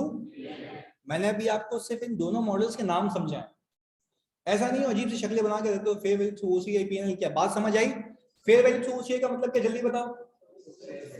पॉलिसी तो है, आपका जवाब मेरे को ये होगा आज के बाद, सर रखूंगा फेयर वैल्यू पे, चेंजेस OCI से। अच्छा फेयर वैल्यू थ्रू P&L का क्या मतलब है, रखूंगा फेयर वैल्यू पे, चेंजेस P&L से। अकाउंटिंग, अभी अकाउंटिंग की चीजें सीखेंगे। क्यों किसी के दिमाग में ये आ रहा है 2 मॉडल क्यों बनाए गए, बिल्कुल आ रहा है, सच बोलो ना, झूठ क्या, मुझसे क्या छुपाना, बोलो आता है, हाँ आता है। आधा चीज से दिमाग में आता है कि भाई क्यों मॉडल बनाए गए, सोचें पहले अभी इसकी एग्जांपल देता हूँ, फिर हम आगे लेके चलते हैं। सुनिएगा, 2 मॉडल क्यों बनाया गया, ये एग्जांपल दे रहा हूँ, सुनिएगा फोकस के साथ। होने ये लगा कि भाई पाबंदी लगा दी, एक बार यहाँ आ गए तो वहां नहीं जा सकते, वहां आ गए तो यहाँ नहीं जा सकते। क्यों किया गया समझिएगा। लोगों ने की होशियारी, पहले जब ये IFRS 9 नहीं था, लोग क्या करते थे, फायदा हुआ ना, यानी शेयर अगर 20 से 25, ये पूरी कहानी सुनना, इसमें से किसी भी कंफ्यूजन हो मुझे रोक देना, मैं वापस से रिपीट कर दूंगा, सही है जी। सुनिएगा, होने ये लगा कि शेयर खरीदा मैंने, मुझे फायदा हो गया। अच्छा फायदा हो गया तो मैं कौन सी पॉलिसी पे जाऊं?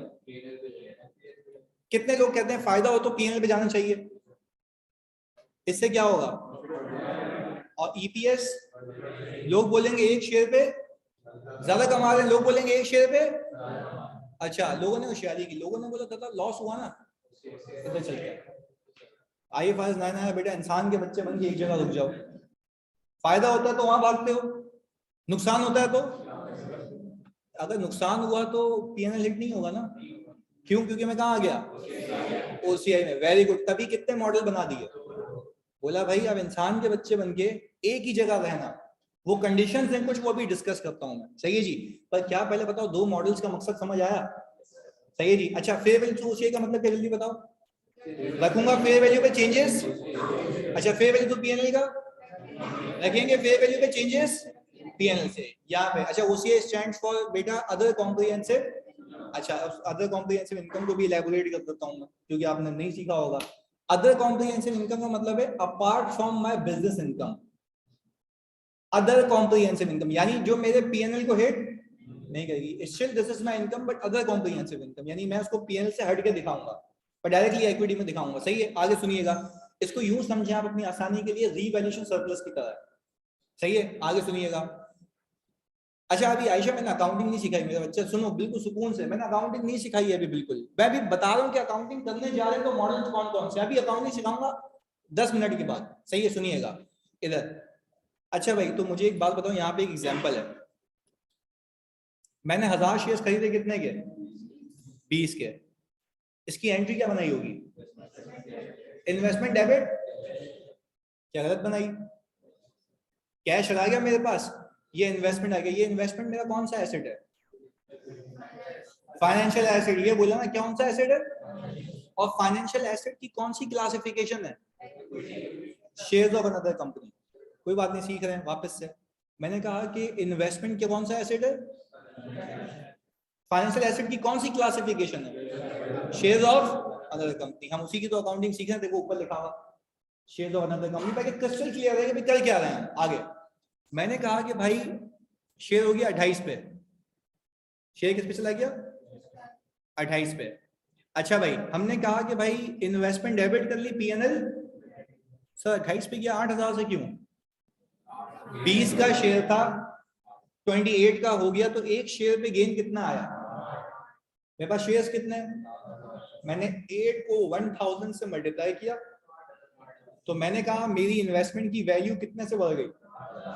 तो इन्वेस्टमेंट मैंने कर ली डेबिट और PNL क्रेडिट। यहां तक क्लियर? अच्छा जी, मैंने कहा व्हाट इफ अगर ऐसा हो जाता, फेयर वैल्यू कितनी हो गई? 17, कितने का लॉस हुआ? कितने शेयर्स पे? 1000। तो मैं इन्वेस्टमेंट को कम करूं या इंक्रीज? तो इन्वेस्टमेंट कर दूं क्रेडिट, और सर OCI क्या कर दिया? डेबिट। लॉस है ना OCI, लॉस है ना। अब मेरी बात समझें, लोग ये किया करते थे, फायदा हुआ तो यहाँ गए, नुकसान हुआ तो वहां चले गए। अब बड़ा एक क्रिटिकल वे में समझा रहा हूँ, सुनना। अभी अकाउंटिंग में सिर्फ हमने बेसिक एंट्रीज देखी है, यहाँ पे शुरू नहीं किया अकाउंटिंग। आपको स्टैंडर्ड ने ये कहा कि अगर आपका मकसद ये है कि आप अपनी इन्वेस्टमेंट को लॉन्ग टर्म के लिए रखेंगे, लॉन्ग टर्म का मतलब होता है IFRS की जबान में स्ट्रेटेजिक इन्वेस्टमेंट। कौन सी इन्वेस्टमेंट? अच्छा आप समझिएगा, मैं लिंक कर रहा हूँ, उसमें किसी भी कंफ्यूजन हो हाथ के हाथ पूछना भी रिक्वेस्ट है।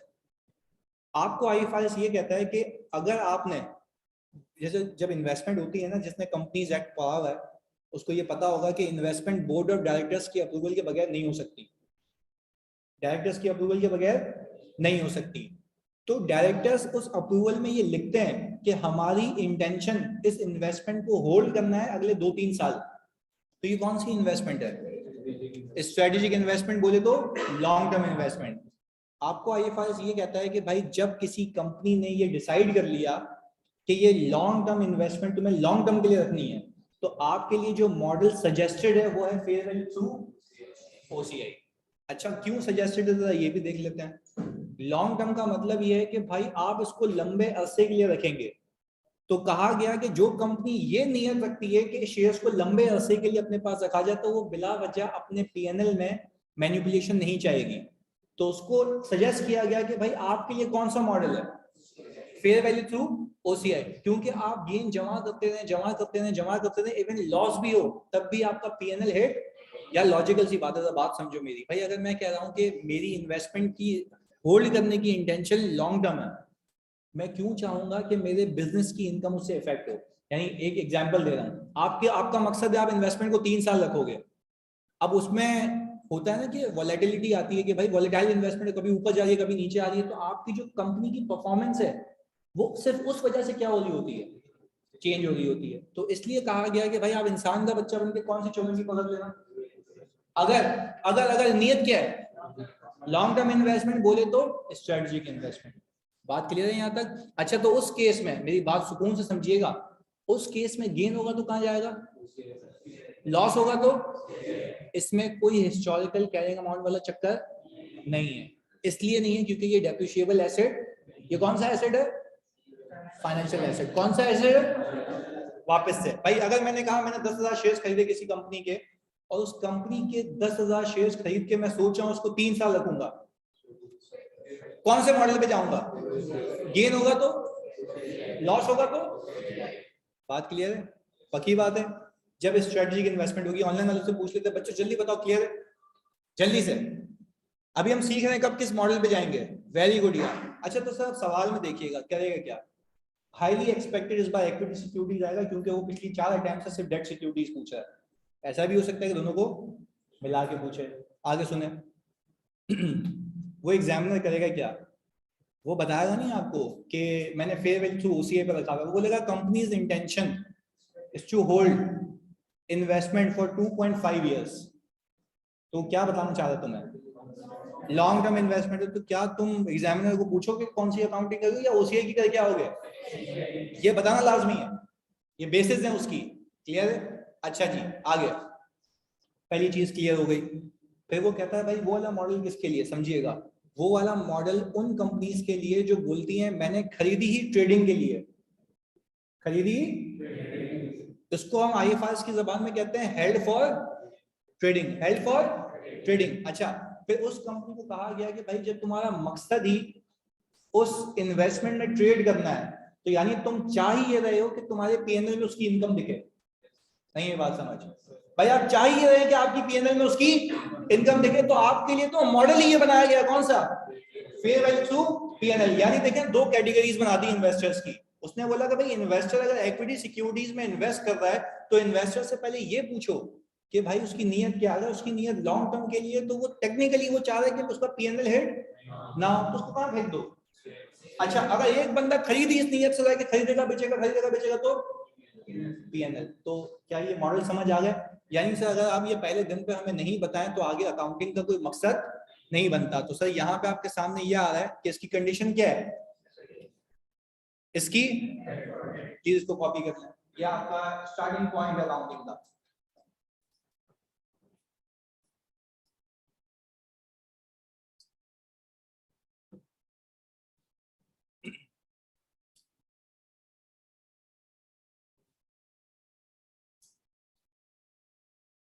अच्छा, ये बात ओसीआई में लॉन्ग टर्म इन्वेस्टमेंट को इसलिए रखने का कहा गया क्योंकि लॉन्ग टर्म का इटसेल्फ मतलब ये है ना कि वो लंबे अरसे के लिए उसको रखना चाह रहा है, तो उसके पीएनएल पे उसकी कोई हिट नहीं आनी चाहिए, वरना रिजल्ट्स आपके खराब होते हैं, ईपीएस खराब होती है। तो उस चीज को अवॉइड करने के लिए उसको कहा गया कि भाई आप वो चोरी पढ़ करके निकल जाए। पर अगर फिर भी इन्वेस्टर ये चाहता है कि भाई नहीं मस्ती है कि मुझे पीएनएल, तो वो फिर इलेक्शन होगी डे 1 पे। यानी डे 1 पे अगर इन्वेस्टर चाहता नहीं मैं फिर भी वहां आना चाहता हूं, तो फिर वो बिस्मिल्लाह वहां चला जाए, फिर गेन भी कहां जाएंगे, पीएनएल में, लॉस भी कहां जाएंगे, पीएनएल में। इसको हम कहते हैं इररिवोकेबल ऑप्शन। इररिवोकेबल ऑप्शन का मतलब ये है कि एक बार आपने डिसाइड कर लिया, अब आप मूव नहीं हो सकते।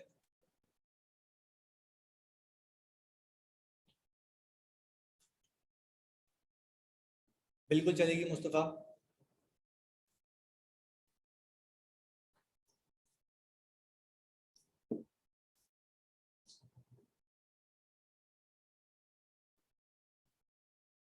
वाईफाई छूट गया था सर, ओसीआई में लॉस और पीएनएल में गेन क्यों दिखाते थे? जानी वो फायदा होता था तो पीएनएल में लेके जाते थे, लॉस होता था तो ओसीआई में लेके जाया करते थे। अब उन्होंने कहा कि भाई अब आपका एक ही किबला है, अगर आप फेयर वैल्यू थ्रू पीएनएल में आ गए तो वहीं अकाउंटिंग करोगे, फेयर वैल्यू थ्रू ओसीआई में आ गए तो वहीं अकाउंटिंग करोगे। फिर उन्होंने कंडीशन लगा दी कि अगर आपकी स्ट्रेटेजिक इन्वेस्टमेंट है तो आप फेयर वैल्यू थ्रू ओसीआई में आ जाना, अगर हेल्प फॉर ट्रेडिंग है तो आप फेयर वैल्यू थ्रू पीएनएल में आ जाना। क्लियर? अच्छे से कॉपी कर लें जानिए इसको प्लीज। इसमें नीचे लिखिएगा अपने पास कि this is irrevocable option once you are classified. अगर आपने उर्दू में लिखना है इसको, इंग्लिश में नहीं लिखना भले, तो ये लिख रहा था भाई दिस इज इररिवोकेबल ऑप्शन, ये लिख लो अपने पास, this is irrevocable option once you are classified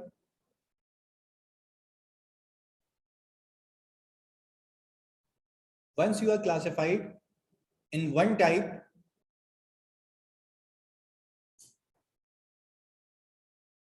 once you are classified in one type, reclassification to other model, reclassification to other model is not allowed. Reclassification to other model is not allowed. यानी आप एक बार किसी model में आ गए तो आप दूसरे model में मूव। अच्छा कोई तुमसे पूछे, यार लॉजिकल बात बताओ, कोई तुमसे पूछे क्यों पाबंदी लगाई गई? मैनिपुलेशन, यानी क्या कहा कि आप अपने अकाउंटिंग रिकॉर्ड्स को मैनिपुलेट ना कर सकें। ये बात क्लियर है? अली कह रहे हैं सर इसको अकाउंटिंग पॉलिसी कह सकते हैं, कसम से ही अकाउंटिंग पॉलिसी है मेरी जान, शुरू में आके बताया, शुरू यहां से किया था मैंने। अच्छा सर भाविका कह रही है कि सर रीवैल्यूएशन में तो गेन ओसीआई में, लॉस पीएनएल में था। देखो यहाँ पे डेप्रिशिएबल एसेट नहीं है बेटा, यहाँ पे वो कहता है कि अगर लॉस है तो भी ओसीआई में, गेन है तो भी ओसीआई में। सही है? अभी भाविका अकाउंटिंग करते हैं ना इसकी, ये दो कंडीशंस नहीं है, ये एक एक कंडीशन है। सही है? नहीं नेक्स्ट क्लास जानी कल है।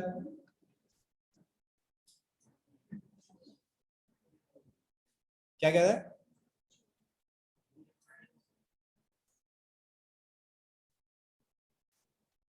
सर अगर डिफरेंट कंपनीज में इन्वेस्ट करें तो सबका, अच्छा देखो एक चीज, एक अच्छा सवाल आया आयशा का, सुनो इधर एक सवाल ये आया कि सर अगर मैं डिफरेंट कंपनीज में इन्वेस्ट करूं तो यार ये बिल्कुल आप कर सकते हैं डिफरेंट कंपनी में, तो आपको हर एक के लिए क्या करना पड़ेगा? इररिवोकेबल ऑप्शन लेना पड़ेगा कि मेरी इंटेंशन ये है। अच्छा मैं तुम्हें ऑडिट के बिल्कुल 100% कराऊंगा जानी, सुनो इधर फोकस के साथ, मैं कराता ही 100% हूँ भाई, इधर सुनो फोकस की तो एक बहुत अहम चीज समझने की, मैं तुम्हें बताता हूँ ऑडिट के सर्कमस्टेंसेस में मैंने क्या चीज आइडेंटिफाई की थी। एक कंपनी ने किया ये कि ना उसने एक शेयर रखे हुए थे फेयर वैल्यू थ्रू ओसीआई पे, फेयर वैल्यू थ्रू ओसीआई पे, यानी एक सेक्टर के शेयर्स, यानी मैं कह रहा हूं कि भाई उसने लेट से सीमेंट इंडस्ट्री के शेयर्स खरीदे हुए थे। अब उसने क्या किया हुआ था कि उस शेयर्स को फेयर वैल्यू थ्रू ओसीआई में क्लासिफाई किया हुआ था, सिर्फ नॉलेज के लिए बता रहा हूँ। जब उसने फेयर वैल्यू थ्रू ओसीआई में उसको बच्चों क्लासिफाई किया हुआ था, वहां पे मैंने देखा कि ट्रेडिंग हो रही है। देखो बेचना मना नहीं है, वो क्या करता था फेयर वैल्यू थ्रू ओसीआई में उसी सेगमेंट के खरीद रहा था, बेच रहा था, खरीद रहा था, बेच रहा था। तो ये मेरे ख्याल से अकाउंटिंग पॉलिसी की नॉन कंप्लायंस थी। भाई जब आप कह रहे हो कि आप फेयर वैल्यू थ्रू ओसीआई में, तो वो कौन सी इन्वेस्टमेंट है? स्ट्रेटेजिक इन्वेस्टमेंट है।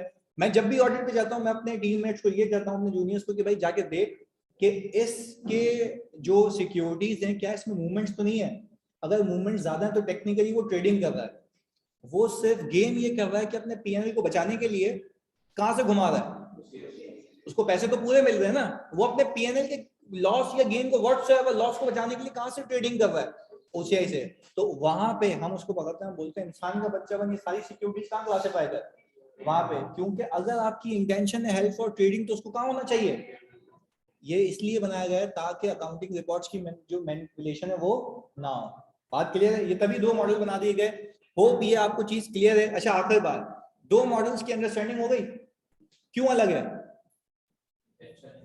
इंटेंशन के ऊपर है। और अगर मैं चाहूं वहां से यहां आ जाऊं, यहां से, अच्छा एक जगह पे हूं पर हरकत वो वाली कर रहा हूं, वो भी अलाउड नहीं है। सही है जी, तो वो देखते हैं आगे चल के। चलिए जी आगे। अच्छा बेसिकली ये सारी चीजें जो मैंने आपको नॉलेज दी है, आगे जाके आपको बता, अभी अभी सिर्फ आपको इतना है, आपके जो अकाउंटिंग का सिलेबस है IFRS 9 का, वहां पे रिकॉग्निशन और टू सम हद तक डिस्पोजल है। वो चीजें नहीं है कि रीक्लासिफिकेशन है या नहीं, ये सिर्फ आपकी नॉलेज के लिए बता रहा हूँ, कि आपको क्लियरिटी हो कि भाई क्यों एक जगह पे, तो उसकी सारी बेसिस मैंने बता दी है जी जानी। सही है, वही बता रहा हूँ आप, वो जो चेंजेस वाली और जो पेनलाइजेशन की चीजें हैं कि भाई फिर क्या होगा, तो वो चीजें आपके कोर्स का पार्ट नहीं है जी जानी।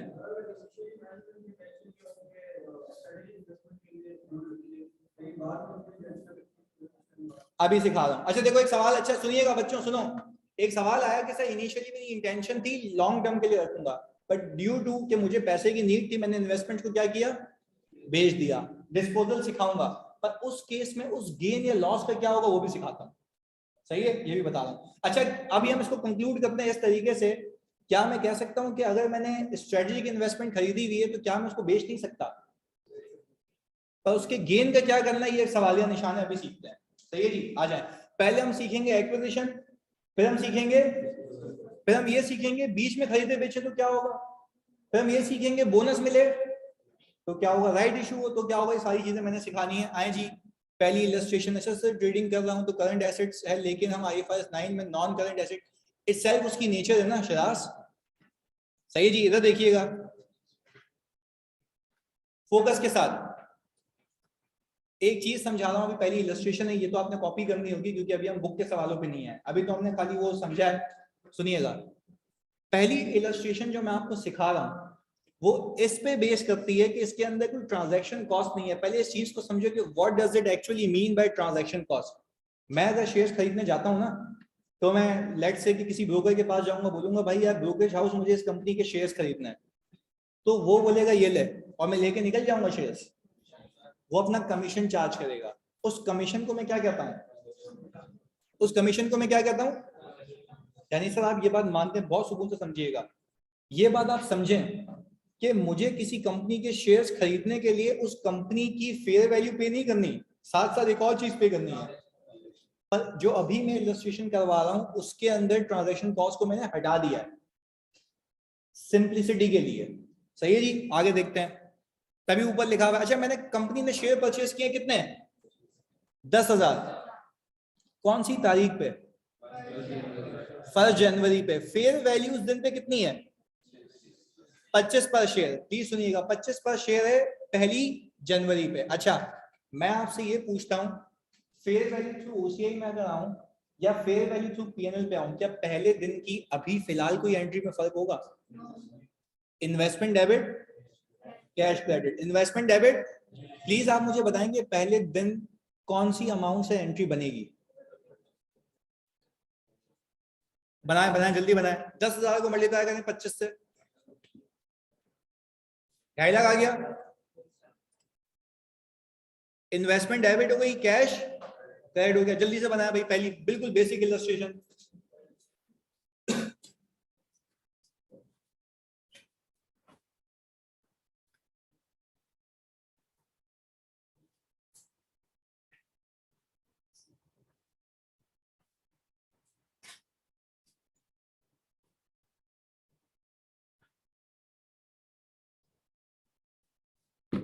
सही जी भाई, पहली एंट्री बन गई। अब आगे देखिएगा, मैंने कहा बीच में कोई बच्चों ट्रांजैक्शन नहीं है। अच्छा देखो आपके दिमाग में ये भी आ रहा होगा कि मैं बीच में शेयर्स खरीदूं बीच में बेच दूं तो क्या होगा। हमें बिल्कुल आराम से तामुल से इसको समझ समझ के चलना, ताकि कोई मिस्टेक ना हो, हमसे सब एक साथ चलेंगे। मुझे एक बात बताओ बच्चों, कि हुआ ये कि फेयर वैल्यू दिसंबर 31 2018 पे, अब दो केसेस हैं, ये अलग अलग केसेस हैं, या तो ये हुआ होगा या तो हुआ होगा। मैं पहले केस ए की बात कर रहा हूं। केस ए में बच्चों गेन हुआ है लॉस हुआ है, कितने रुपए का, 10 रुपए का एक शेयर पे गेन है, कितना हो गया, 1 लाख रुपए का गेन हो गया। तो उसकी एंट्री में क्या बनाऊंगा, इस मॉडल में इन्वेस्टमेंट डेबिट OCI क्रेडिट बनाया जी, 1 लाख रुपए। और एक चीज भी आपको साथ साथ सिखाता हूं, क्योंकि रिपोर्टिंग है तो मैं यहाँ पे मिटा दूंगा, आप अपने पास रहने दीजिएगा।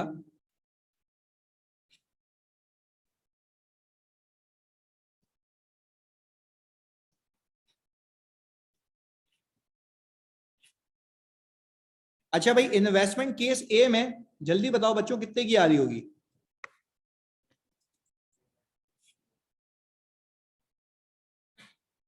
350 की।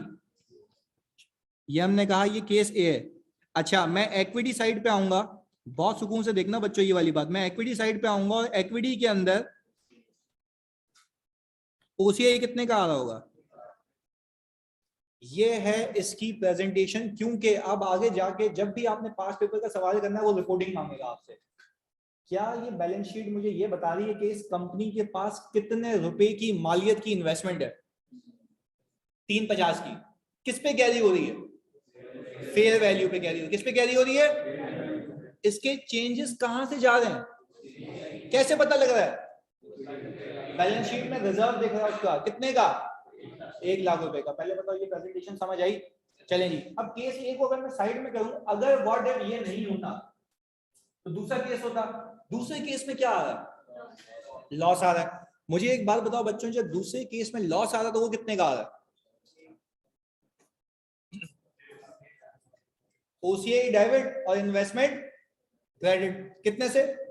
50,000 से। अच्छा, अगर मैं केस बी की बात करूं बच्चों, तो वो कितने पे आ रही होगी? 2 लाख रुपए पे, ऐसा ही है? अच्छा भाई, 2 लाख रुपए पे सर हमारी इन्वेस्टमेंट आ रही होगी, ये वाली, और हमारे पास ओसीआई में गेन मौजूद होगा या लॉस? कितने का? नेगेटिव आ रहा होगा। क्यों नेगेटिव सर? यानी अब ये बैलेंस शीट ये बता रही है कि मैंने इन्वेस्टमेंट ज्यादा की खरीदी थी और मेरे पास अब तक के लॉसेस कितने हैं। ये तब तक यहां पे रहेगा जब तक ये सिक्योरिटी बिक। क्या मैंने डिस्पोजल सिखाया या सिर्फ एक्विजिशन सीखी है? सर आप सीधा कहें, आपने अब तक हमें सिर्फ एक्विजिशन सिखाई है और उसका रिलेटेड फेयर वैल्यू गेन या लॉस सिखाया है। ये है उसकी प्रेजेंटेशन। इसमें कोई मसला? या आहिस्ता आहिस्ता हम देखेंगे कि भाई किस तरीके से हमने लेके चलना है इसको। हाँ जी, ऑनलाइन तो जल्दी से बता दें, यहां तक कोई इशू? ये आपने बना लिया बैलेंस शीट के एक्सट्रैक्ट्स? अच्छा, एक बच्चा ये तो नहीं सोचा तुम में से कि बैलेंस शीट टैली क्यों नहीं हो रही? बाकी भी आइटम्स होंगे, ये उसमें से हमने सिर्फ एक आइटम। शराब की बोतलों की आवाज कहां से आ रही है? बाहर है। चलें जी, इसको हमने मिटा दिया। अच्छा बच्चों, मुझे एक बात बताएं, व्हाट इफ मैं ये हरकत यहां नहीं करता, मैं बोलता कि मैं होता फेयर वैल्यू थ्रू पीएनएल में? बताओ जल्दी से वहां पहली एंट्री क्या बनती? आपने ऐसी लाइन डाल के आपने बनानी है ताकि आपकी कंपैरिजन बने। सेम बनेगी, इन्वेस्टमेंट डेबिट और कैश ट्रांजैक्शन कॉस्ट मैंने इग्नोर की हुई है।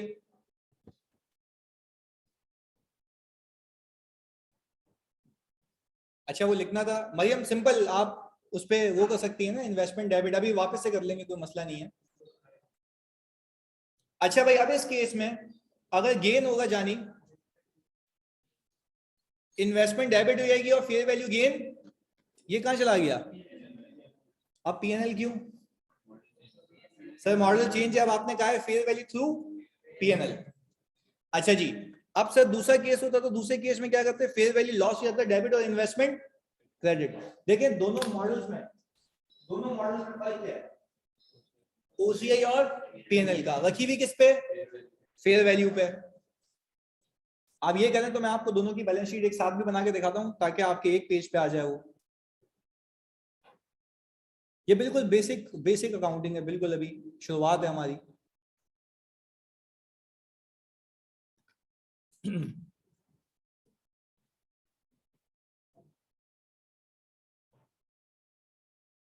हो गया जी पीएनएल?